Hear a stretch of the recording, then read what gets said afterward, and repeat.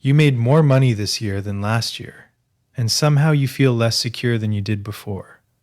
That doesn't make sense, does it?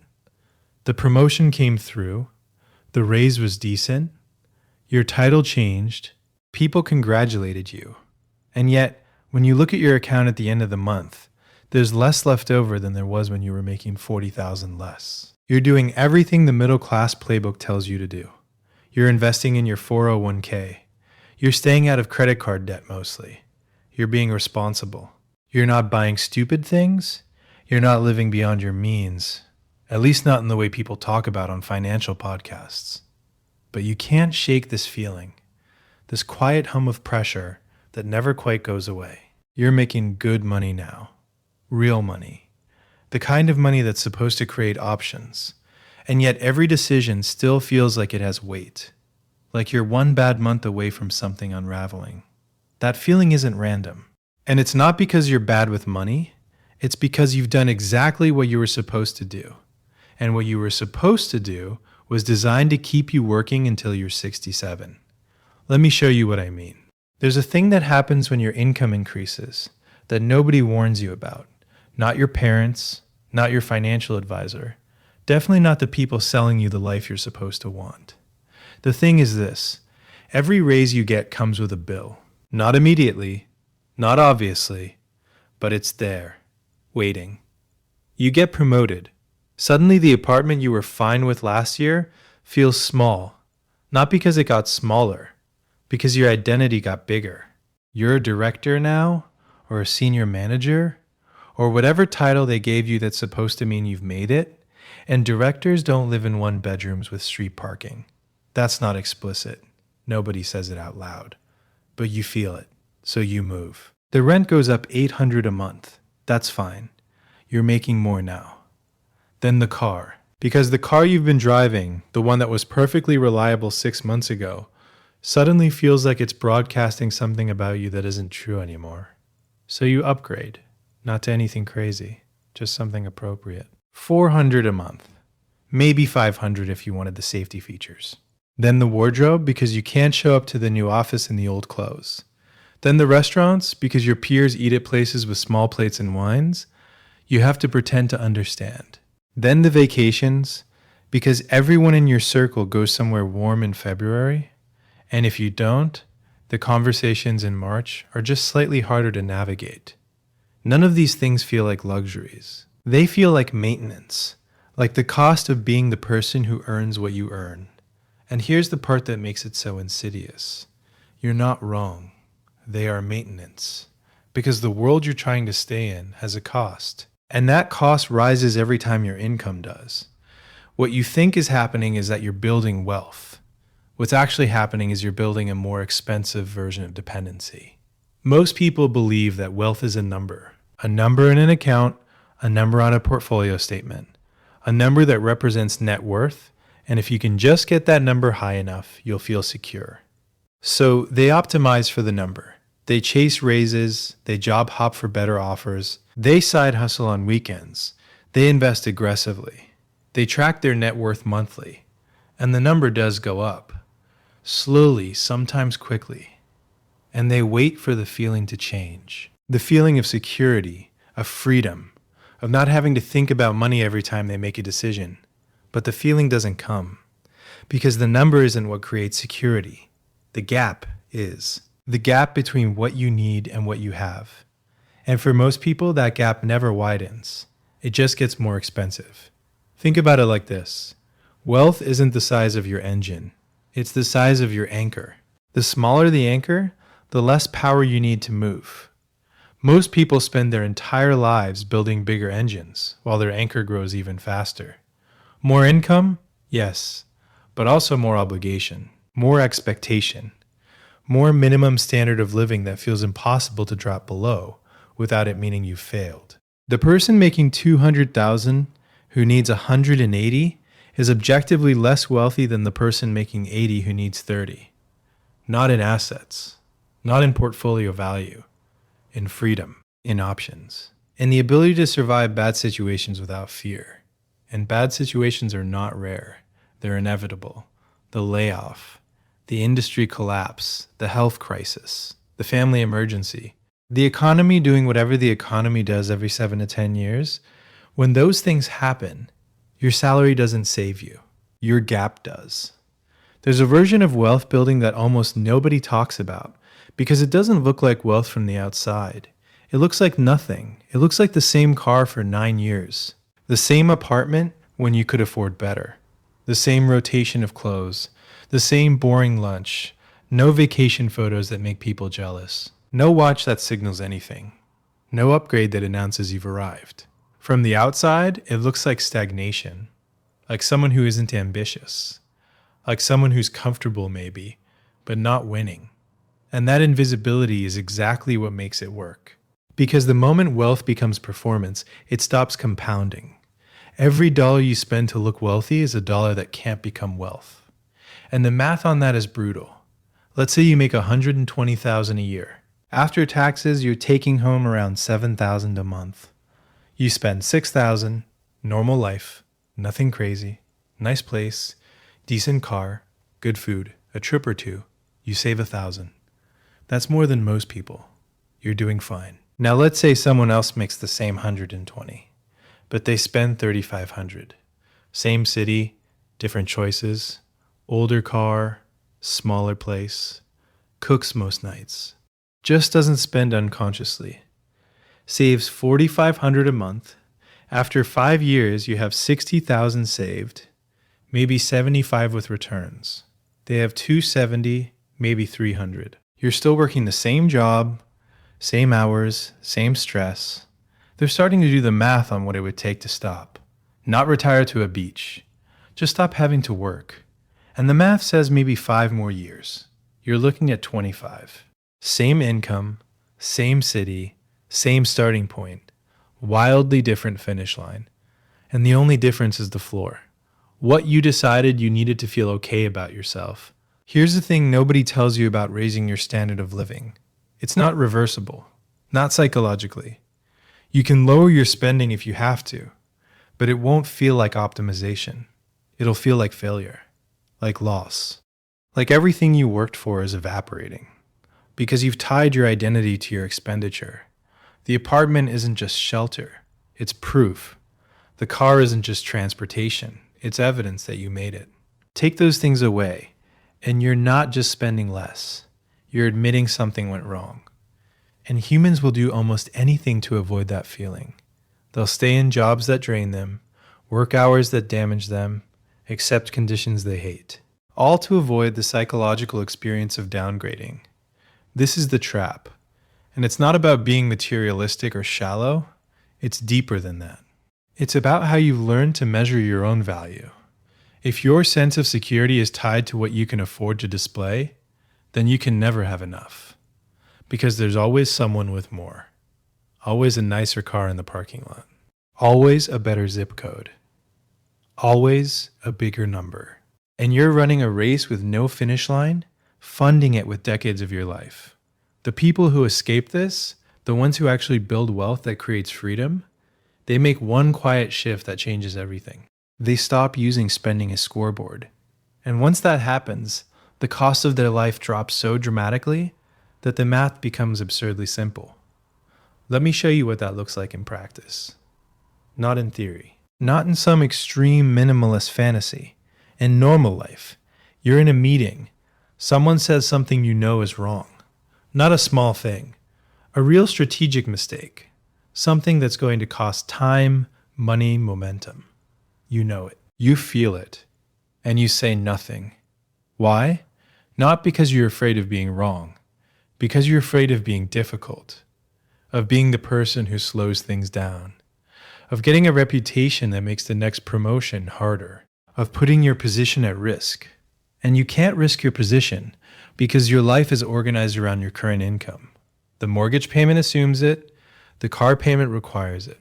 The lifestyle your family has built expects it. You have maybe 2 months of expenses saved. 3 if you really stretch. So you stay quiet. The meeting ends. The bad decision moves forward. And you go back to your desk feeling just slightly smaller than you did an hour ago. Now imagine the same meeting.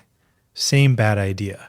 But you have 18 months of expenses saved, no car payment, no debt, a lifestyle that costs half what you earn.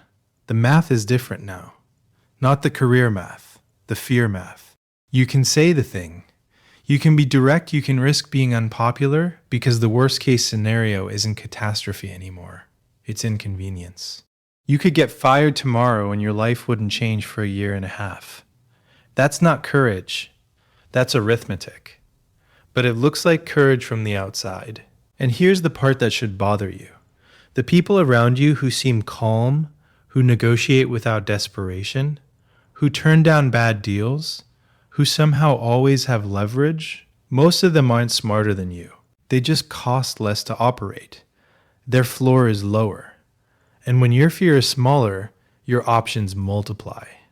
This is what the middle class gets wrong about wealth. They think it's about accumulation, about getting the number higher. And so they optimize for income. Better job, better title, better salary. And income does go up, but so does the floor. And the gap, the only thing that actually matters, stays the same or shrinks, because every raise comes with an identity upgrade. And identity upgrades are expensive, not just financially, psychologically. You become the kind of person who needs certain things, and need is the most expensive word in finance. The moment you need something, you lose negotiating power. You need the job, so you take the salary they offer. You need the apartment, so you pay the rent they ask. You need the car, so you finance at whatever rate they give you. Need makes you weak. And the middle class builds entire lives out of need. They need the income to cover the mortgage. They need the mortgage to live in the neighborhood. They need the neighborhood for the schools. They need the schools for their kids. They need the kids to have opportunities. And all of it makes sense. Every individual decision is rational. But the system those decisions create is a cage, a comfortable cage, a well-decorated cage. But you can't leave, and you can't leave because you've built a life that requires you to stay. That's not wealth. That's just expensive dependency. Here's the shift, and it's so simple, it sounds stupid. But simple isn't the same as easy. The shift is this. Stop asking what you can afford. Start asking what you actually need to feel okay. Not to impress people, not to signal success, not to keep up, to feel okay. For most people, that number is shockingly low. Lower than their current spending, lower than they'd admit at dinner parties, lower than what they think they deserve after working this hard. But it's the real number. The number where life doesn't feel like deprivation, where you're not sacrificing things that matter. You're just not spending money on things that don't. And once you find that number, everything changes. Because now you have a target. And the target isn't $1 million or financial independence or some vague idea of wealth. The target is the gap. The space between what you need and what you earn. And every dollar of gap is freedom. Freedom to say no. Freedom to wait. Freedom to take risks that people who live at their maximum can't afford to take. This is what builds wealth. Not income. Gap. And gap is entirely under your control. You can't always control what you earn. You can always control what you need. Let me give you the math, not the hopeful math. The actual math. Someone making $90,000 spending $85,000 has $5,000 a year to build wealth. At an 8% return, they'll have about $60,000 in 10 years. Someone making $90,000 spending $50,000 has $40,000 a year to build wealth. In 10 years, they'll have $580,000. Same income, same market, same timeline, wildly different outcome. And here's where it gets interesting. After 10 years, person one still needs their job exactly as much as they did on day one. Maybe more, because they've probably upgraded a few times. Person two has enough saved that their monthly expenses are covered by less than a year of work. They're not financially independent yet, but they're close enough that the fear is gone. They can see the end. And seeing the end changes how you navigate the middle.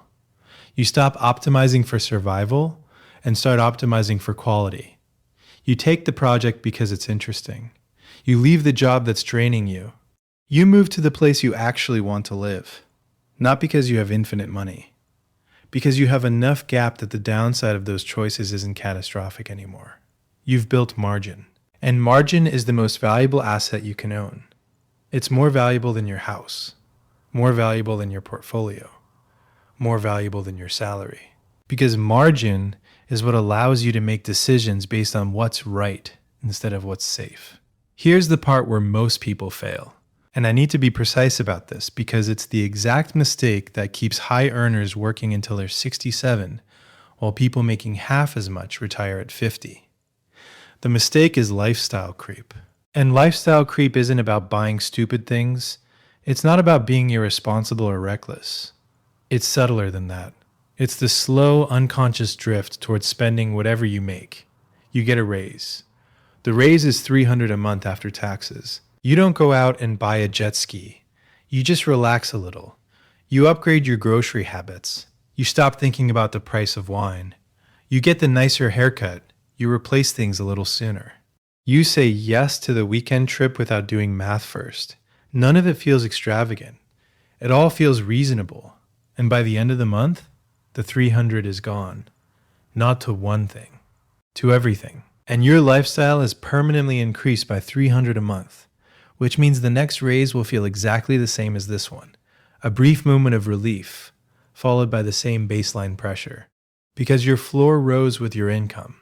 This is why people making $200,000 feel just as constrained as they did at 80. The gap didn't widen, it just got more expensive. The fix is simple, aggressive, but simple. Every time your income increases, your spending stays flat. The entire raise goes to the gap. Not half, not most, all of it. And I know how that sounds. It sounds like you're not allowed to enjoy the success, like you're punishing yourself for doing well. But that's not what's happening. What's happening is you're letting the gap do the work it's supposed to do. You're letting it compound. And compounding doesn't feel like much at first. But given time, it's the most powerful force in wealth building. More powerful than income. More powerful than investment returns. More powerful than anything except starting early. Which brings me to the other mistake. Waiting. There's a version of you 5 years from now. And that version is either free or isn't. The difference is what you do in the next 6 months. Not what you plan, not what you intend, what you actually do. Because the math doesn't care about your intentions. It only responds to action. And every month you delay, the finish line moves. Not by a month. By more than a month. Because the money you would have saved isn't just sitting there. It's compounding. And compound interest punishes procrastination more than almost any other force in personal finance. The person who starts investing $500 a month at 30 ends up with about half of what the person who started at 25 accumulates. Same monthly amount, same fund, same returns, half the outcome, because the early money does the heaviest lifting, and you can't get those years back. You can't make up for them by saving more later. The math doesn't allow it. So, if you're sitting here thinking you'll start once things calm down, once you get the next raise, once the kids are older, once you pay off the car, stop. Things don't calm down. The raise comes with new expenses. The kids get more expensive. There's always another car. You're not waiting for the right time. You're just waiting. And waiting has a cost that doesn't show up on any statement. It shows up 20 years from now when you're still working and you can't figure out why. Here's what actually happens when someone builds the gap early and protects it. They don't look different. That's the first thing. They're not the person with the new truck or the vacation photos or the watch. They look average, aggressively average. And that's on purpose, because the moment you start performing wealth, you invite comparison. And comparison is expensive. It creates pressure to keep up, to upgrade, to signal. And signaling is the opposite of compounding. So they stay quiet, drive the same car, live in the same place, wear the same clothes, and every month the gap widens. 100 here, 300 there, sometimes more if they get a windfall. None of it feels dramatic. But after 5 years, they have something most people don't. Time. Not infinite time, just enough time that work becomes optional. Maybe not forever, but for long enough that the fear goes away. And when the fear goes away, everything changes. They start saying no to things that don't make sense. They stop taking meetings that waste their time. They leave jobs that drain them. They negotiate harder because they're not negotiating from need anymore. And from the outside, it looks like confidence. Like they figured something out. Like they have some edge. But there's no edge. There's just gap. And gap creates options. And options create calm. And calm creates better decisions. And better decisions create more gap. It's a loop. And once you're in it, it's almost impossible to lose. Now let me tell you where this goes wrong. Because there's a trap at the exact moment of clarity. And if you're feeling that clarity right now, if something in the last few minutes has shifted in your chest, if you're starting to see your own spending differently, you're at the most dangerous point. The trap is overcorrection. You hear this and you think, I need to cut everything. Cancel the subscriptions. Sell the car. Move to a cheaper place. Stop eating out. Stop buying anything that isn't essential. And you do it for 3 months, maybe 6 if you're disciplined. And then you break because you've turned frugality into a performance. And performance of any kind is exhausting. The people who actually make this work don't make dramatic moves. They make invisible ones. They don't cancel everything. They cancel one thing. They don't sell the car. They just stop replacing it. They don't stop eating out by default. They make small, sustainable shifts that nobody notices. Not even them, most of the time. And those shifts compound, not in motivation. In automation, the spending that used to happen automatically just stops happening. And the money that used to disappear starts accumulating. Quietly, boringly, without fanfare. And 5 years later, they have what looks like a miracle. But it's not a miracle. It's just math that nobody interrupted. Here's the thing about the middle class. They're told that wealth is about income. That success is about earning more. That the path to freedom runs through career advancement. And so they optimize for salary, they chase promotions, they job hop, they negotiate hard. And the income does go up, but the dependency goes up faster because every raise comes with a new floor, a new minimum standard of living that feels impossible to walk away from. And by the time they're making 6 figures, they're more trapped than they were at 50,000. Not because they're bad with money, because they followed the script.